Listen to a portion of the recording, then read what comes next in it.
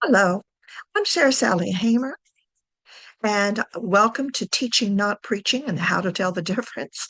This is in conjunction with the uh, Right Conversations website and blog that I have a blog on for September wait a minute, let me tell you what day that is, make sure I get the right day. September the 2nd of 2026. So let's talk about teaching, not preaching. You know, we all are involved with our story. We all know what we're writing about. We all really have an idea of what the characters are doing and where they are, whether it's fiction or nonfiction. You can even write nonfiction and be teaching instead of preaching if you know the difference, if you know why you're doing what you're doing.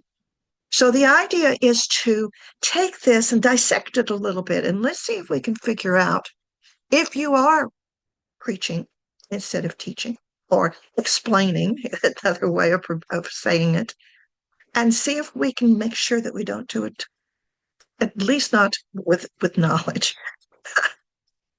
So let me get this machine to work. So which one are you doing?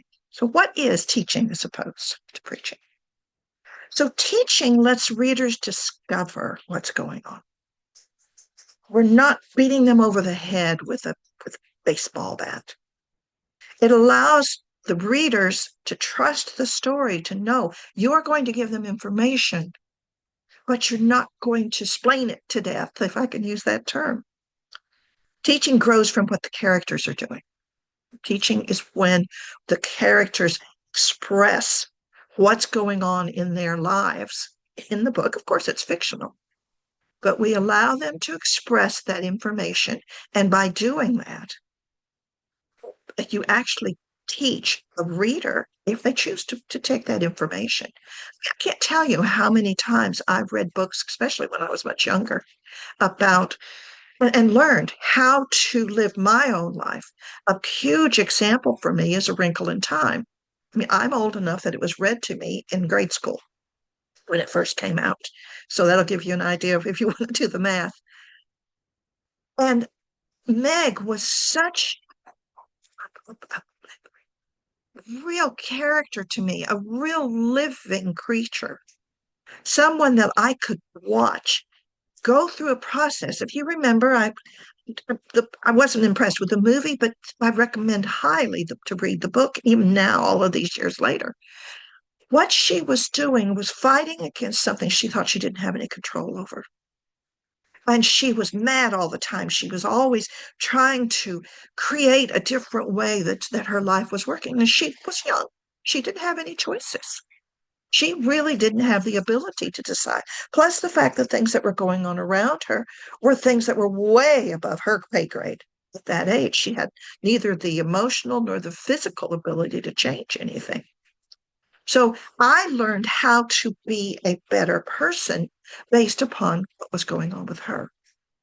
And I didn't get preached at because I didn't ever feel like it was somebody talking over my head, which to me is not preaching. I mean, there are, of course, many ways to preach, but the idea of not really purposefully telling somebody what to do, because teaching invites questions.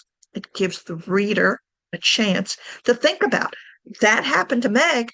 How does that apply to me? What can I do to make my life better based upon what Meg did and how she worked? It also sounds like a conversation, whereas in preaching, it sounds like a lecture, which of course is what I'm doing, so please excuse. But preaching tells the readers what to conclude. It explains the story. It grows from the author's agenda, not from the characters. It supplies answers to questions that really the reader can ask on their own. And it does sound like a lecture. So why are we preaching?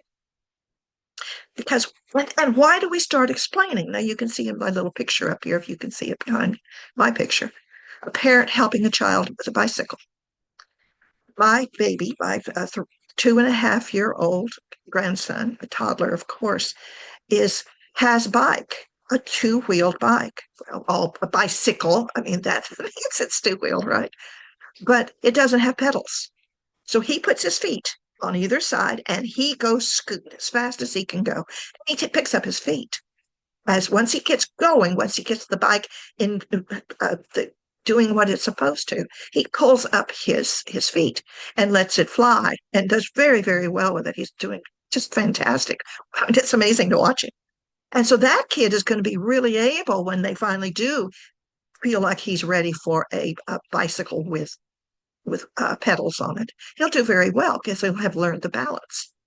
But he needs somebody to help him now, and will when he even gets bigger, because he won't know how to do it until he learns. So we do want to explain things to him all the time, because he doesn't understand at this age. Sometimes he gets it, sometimes he doesn't. You know, he's a two-year-old. He'll get it. But why are we doing it to adult readers?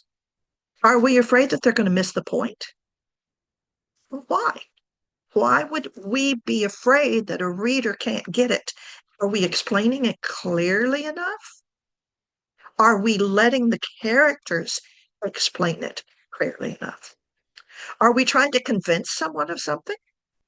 You know, sometimes writers do come in with agendas. There are a lot of us that do that. We have something in particular, a theme or a plan or a moral that we want to make sure that somebody knows, make sure that someone gets the way we want them to get it. We're trying to convince them of something. Happens all the time. Does that mean that it's bad? No, heavens no. But is there a better way to do it through characterization and plot of a story than there is by stopping the forward flow of a story, having opinions? I think so. Not everybody does. And it's perfectly okay if that works within the venue that you're doing it within.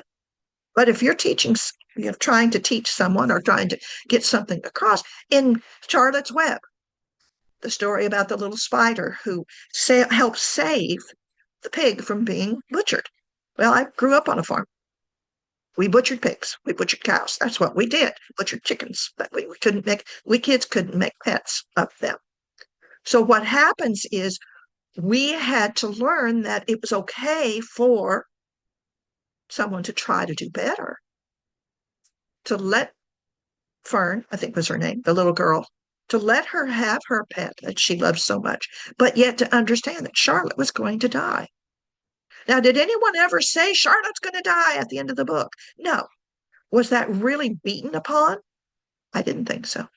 I still don't. I still read it to my grandson. So if we're trying to convince someone of something, a better way of doing it is to not preach and explain and make it into a lecture. Instead, it's to let it evolve. Because most of us are passionate about something. And if that's what we're writing about, then that's the way it should be. My normal heroine when I am writing, the normal protagonist, the heroine's protagonist, is almost always someone who starts at the beginning of the book in a place where she cannot fix something. She's not okay. She's not safe. She has something going on around her that she doesn't have the ability to understand and to deal with. And all right, a good example again, Wizard of Oz with Dorothy. That's how it works with her. And so I'm passionate about helping a character grow, that character arc, grow from helpless, naive, innocent of the evil in the world, and teach them enough that they can support themselves, that they can work through it, that they can deal with it and live a happy life. So I'm passionate about that, and all of my stories tell you that. And do I preach? Sure, everybody does some. But it does help if we learn how to do it through the character. Now remember, the character is not, or the reader is not where you are. You have, as the writer, you know where you're going. You already have your roadmap figured out. You may have lived with this story for years, or you may have dealt with the situation that you want to talk about in a story for years. But the readers just arrived. They really don't know what's going on in your head, what you're hoping for. Well, we know what the theme is, and we know what chapter 12 means, because we know when we get there that that's what we wanted it to say. but the readers don't have that advantage. So yes, we want to explain to them. We want to make sure they do. But that by itself isn't going to make a difference. They don't need a tour guide. They need someone who can convey a message through the way that people live, the way that people change, the way that people are. And they need room to explore to make that happen. So where does that explaining creep in on us? Where does it start? Where does that first domino start? And that ends up making everything going through. So that's the real question. Well, have you ever had a scene that was working perfectly well and still found yourself adding one more line of explanation? Well, your domino's already falling. And it'll just keep on going if you don't allow yourself to stop and recognize what's going on. Maybe your scene is already communicating what you're trying to make it happen. Maybe the reader already understands. Now, of course, you can have different readers. You're going to have different people who have different levels of understanding. And I'm not talking about intelligence. I'm talking about experiential learning, experiential situation where the reader's been through that already. You know, when you're writing a romance, for instance, most people have fallen in love. Most people, at least I hope so. I hope everybody falls in love at least once. A lot of people have been hurt through love. That I don't wish on anybody, but it is very educational. But the idea of us knowing something already makes it so we certainly don't need explanations. Now, do some readers need to be explained to? Absolutely. I'm so sorry. I should have turned that off. Absolutely, they do. Some of them need to be explained too. But we try to make it so it's not something we do every time, all the time. I'm sorry. I'm going to fix this right now. And I apologize for that making the noise. There we go. Okay, that should help. Okay. So we have to make sure that we don't. I mean, there's the two polarities. One is talking down to your readers, and the other was not giving them enough information. There's a sweet spot in between there someplace. Sometimes we have to work really hard to find it, but there is a sweet spot. So the idea is to recognize when you have given them enough information and stop there, if you possibly can. Where does it start? How can you stop it at that point? And that in a lot of ways and a lot of times would have a huge amount to do with where you or what target you're talking to, what's your target audience. You're going to explain more probably to a child in a children's book than you are to an adult in an adult book. So it's finding that sweet spot can be hard. And I will tell you, sometimes you have to sit down with a group of people who know you or who are willing to read your book and understand that particular market and ask them. I have a friend that has a book he's been writing for a couple of years that is probably a middle grade, is that what it's called? The chapter book type of book. And he has a 8 or 9-year-old granddaughter, and he gives it to her and says, "What do you think?" And she is just doing a great job. She's a fantastic editor. She probably will make a good book writer too. But she will sit down with him and tell him, "No, Granddad, that isn't what we would say. We don't do that. I don't need it. I already know that." It's the answer that he gets where he knows that his explaining is creeping in. I already know that. And that's what you need to watch, of course, as much as you can. So think about your own favorite novels. I've told you several of mine already. Well, what lesson did you learn in them? What was the lesson that was so important for you in that book? What makes these books the ones that you remember? Because again, I remember books that were read to me when I was in 3rd grade, 4th grade, 5th grade, all of those times. And then the ones that I read myself as I got older and learned what was important in my books. Books I choose now, all these years later, the books I choose now still make a difference to me in some way. Give me something for me to think about, a lesson to learn, something that's important for me. Then I go back and I figure out what the author said that meant something to me. And it's been a joy reading some of these books that I haven't read in a long time. Jane Eyre, Jane Austen's books, Georgette Heyer, if you like Regency books, they all have a lesson in them. And it's interesting to go back and see what the author said. Sometimes you can circle it just one thing. In fact, that's what I really recommend that you do. You go back and look, highlight one scene, and underline every sentence that serves the theme in that scene, and then circle every sentence that serves the character. Remember, characters have their own opinions, and you, as the author, get to give them those opinions, but you're not supposed to tell yours. This is not about you. This is about the character. And if you can underline, then circle, and see which one is different and how that author that you evidently enjoyed, or maybe the worst author that you ever read, who is explaining everything to you, is preaching at you. You have that opportunity. Look at them.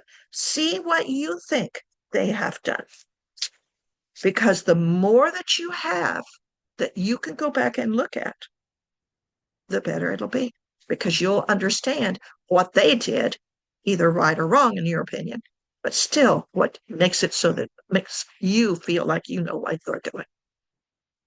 So there's always going to be, or could be, not always, but a lot of times there's a just in case scene that you can use that can perfectly and completely exist to explain what's going on.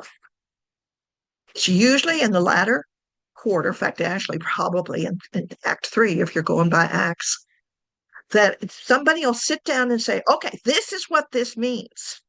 And sometimes that's not only a perfect place to put it, but sometimes it really is necessary. There are times when I'm reading a book and I'm thinking, I really don't know why that person is mad all the time. And then I get told, I get that opportunity, and I can understand. There's the point. There's the reason. And it exists, that scene exists specifically to allow the reader to really figure it out if they haven't had a chance to do it. In a mystery where someone has, with a murder mystery type thing, a murder mystery normally will tell you at some point. In fact, I actually read Sherlock Holmes, read any of Arthur Conan Doyle stuff, but he tells you, he stops. And of course, it's usually Holmes explaining it to Watson, but it still is someplace where we get, in fact, actually, Watson is the main character in that. I don't know if anybody knows that. Anybody has, it took me a while to figure it out. I had a lot of people tell me it before I got there because I didn't believe it. And finally agreed. Watson is really the character of that book, of those books, because Holmes can't give us any detail. Because if the magician takes the rabbit out of the hat too quickly, then the magic is lost. So Holmes has to bury that information. Well, Watson, didn't you look? Watson, couldn't you see that? Remember, he says that periodically. I love Sherlock Holmes. So there eventually becomes a scene. It can be. Again, you don't have to. If you've explained it well enough, if communication has been good enough, you don't need somebody standing up and saying, yeah, I can do it, when they said, no, I can't before that. But it is a place that you can do your explaining. So my suggestion is give your readers some room. Rewrite a paragraph, remove any explanation, and keep the behavior, and see how it feels. See what that works for you. Take out as much explanation as you possibly can during the book, because you're slowing down the forward process. The process of a book is to get to the end. And anytime you slow that down, you have a tendency, or excuse me, not you, anyone. Makes it sound like I'm talking to one person. No, people can have the tendency, writers can, to slow a book down by putting too much information in it. Sometimes you have to pull some of that out to make it so that the book goes forward.